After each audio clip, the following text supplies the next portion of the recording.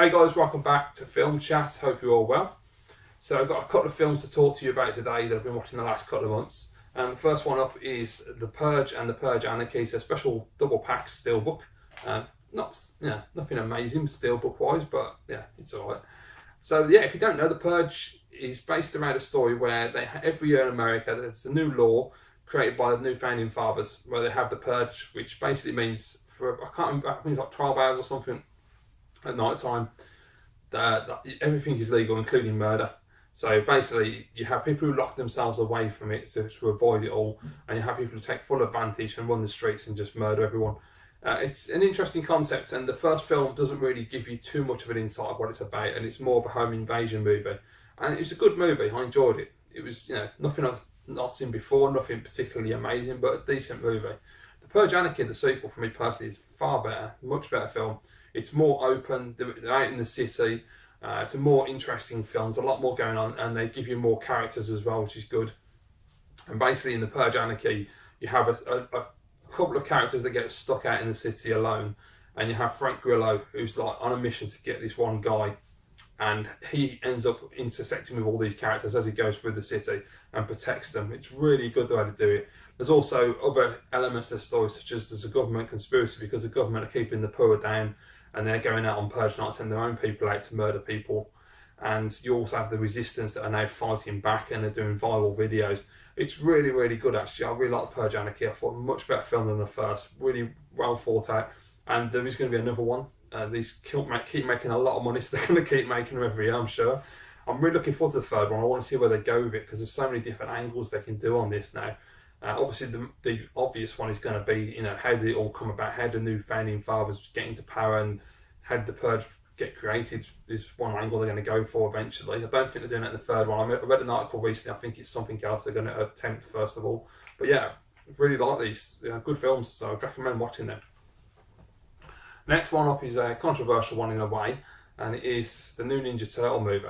Now, I was really surprised by this. Like everybody else, I'm a big fan of the original Turtle movie. Second one was good, third one was shite, but the first one is an out-and-out classic to this day, still stands up well. This, I was not expecting much from at all, and I was really pleasantly surprised when I watched it. It isn't anywhere near as good as the first film. There's no doubt about that. No one can argue that it's better than the first film, because it isn't. But it's still a really solid film, and they did a good job on it, and I was actually just really pleasantly surprised. As I said, I did not expect it to be any good, and the action's good, the turtles look really cool.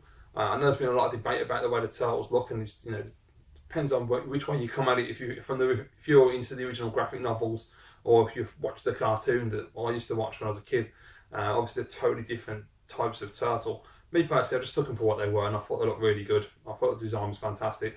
I thought the acting was bang on. The characters, the turtles themselves, had really good individual personalities. Yeah, I really saw a lot of thought gone into this, and it was quite surprising. I wasn't too keen on Splinter, if I'm honest. He looks okay, but I don't know, there's just something about him I wasn't that keen on. Shredder looked really cool, I love Shredder. And yeah, overall, good solid film. For me personally, the reason I enjoyed this film the most was because it was over so quickly. And that might sound a bit weird, but it's like, if I watch a film and I completely forget, have no idea what the time is, it just zips by, and then the film's over and I'm like, God, that was short. To me, that's a great film, because I've been completely engulfed in it, and I really enjoyed this film. So yeah, surprisingly good. That's probably what you can always say about this film. So we'll see how the sequel goes, but yeah, not bad. People keep slagging off Megan Fox as well, and fair enough, she's not a great actress. But I didn't think she was that bad in this. I actually thought she was quite passable. She didn't have to do too much either, so that probably helped. But yeah, not a bad little film, that one. Next up, another film that apparently the critics don't like, but I actually really liked it, and it is Scarlett Johansson in Lucy. Now, if you've not seen Lucy, recommend checking it out just to see what you think. It's a Luc Besson film, and basically they've developed this drug that can increase your intelligence. And to cut a long story short, she becomes a courier unwittingly, because they sew the drugs inside of her. The drugs burst, and her intelligence goes through the roof and just gets more and more percentage of her brain keeps getting used as the film progresses. And she becomes more self-aware of everything around her, and it's a really, really cool film. It's all about her taking revenge and coming to terms with the intelligence increase. And Morgan Freeman is this like high-end scientist who's theorised that this is possible, to use the more of your brain than we actually do, and what would happen if we actually got to using 100%. It's a really interesting film, beautifully shot as well. Really, it's really weird at first when you first start watching the movie. There's a lot of strange edits with like animals, and I was just watching it going, what the hell? But once you understand what he's trying to do with that, it makes a lot of sense. It just seems a bit odd at the first time you watch the film. Second time I watched it, it was a lot better. But yeah, really cool film. I don't know why the critics panned this so much. I thought Scarlett Johansson was great. I actually liked the story. I thought the action was brilliant. It was beautifully shot. Yeah, I don't understand what the criticism was. Well, it depends what kind of films you like. Some people like to have highbrow films. Some people like a little bit more in their action movies. I really enjoy this a lot. So yeah, if you haven't seen it, give Lucy a try and see what you think. So next one up is Aaron Paul and Need for Speed, based on the video game. I say based on the video game. How the hell they ever made a film out of this, I never understand. But when this was announced, I was like, how can you possibly make a film out of Need for Speed? But they did, and they did it well. It's a really fun car film, and what really makes this film stand out is the practical effects. The fact that they didn't CG any of the races, it's all real. And you can tell it's real when you're watching it, and it really does add that extra bit to the film and brings you right into the action. It's fantastic, really love it. And on a surround system as well, the cars just sound so good. And it's surprisingly a decent little story. It's a revenge tale, but it works, it's serviceable. The only thing I have a criticism would be the woman in it. I don't know what her name is, the actress, but yeah, she's got a crap English accent, and crap English accents always put me off when I'm watching films and TV shows. And American TV and film always seem to have crap English accents. This like pseudo posh accent that nobody really has. It's terrible. But yeah, nonetheless, someone's going to tell me that's her real accent, in which case it's a shocker if it is, because I don't believe it. Aaron Paul's actually quite good in this as well. He's alright, But the main thing is the cars. The races are unbelievable. They look absolutely stunning. They sound even better. Yeah, it's just a balls to the wall, fun revenge flick with car racing. So you really can't go wrong with it. And if you just want something to watch on a Sunday afternoon, that's probably not the best recommendation in the world. But you know what I mean? You just want something to chill out. You haven't got to really think too much. Highly recommend checking out Need for Speed. Quality film. Now the next one is a total punt. I was watching AMC Movie Talk one weekend. They had the mailbag on, and John Campier was asked a question about Adam Sandler, and he mentioned this film, which I've never heard of. Now, I don't like Adam Sandler, I'll be honest. As a comedian, I don't find him funny at all. But this was him doing a straight role, and this film is with Don Cheadle as well, and it's called Reign Over Me, and it's a post 9/11 film, so it's quite heavy material, but it's a really interesting film. Basically, you've got Don Cheadle's character, who is going through life, just going through the daily life, just a bit stuck, doesn't know really what to do with himself. His relationship with his wife is a bit frayed.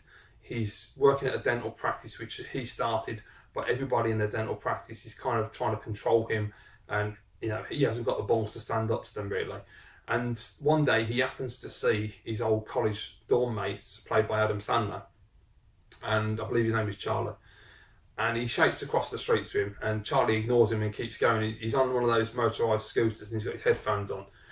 And so a couple of weeks pass by, he sees him again, and he runs up and catches up with him. And it's all about their relationship and rebuilding their friendship. But you also find out that Charlie's quite closed off from the world, and it turns out that his wife and children were killed in 9/11, and he's never been able to deal with it. He's never been able to talk about it. And so whenever anyone mentions it, he always puts his headphones on to block it out. It's quite a deep emotional film, but I would highly recommend trying this, guys. I got this for like £2, £2.50, something like that, off eBay sealed. So it's highly recommend giving it a try, because it's worth a punt. I was really surprised how good this film is. And Adam Sandler is really good in it. And as I say, I don't like Adam Sandler as a comedian, but as a straight actor, I was actually surprised how good he was. And Don Cheadle's just brilliant in everything he does.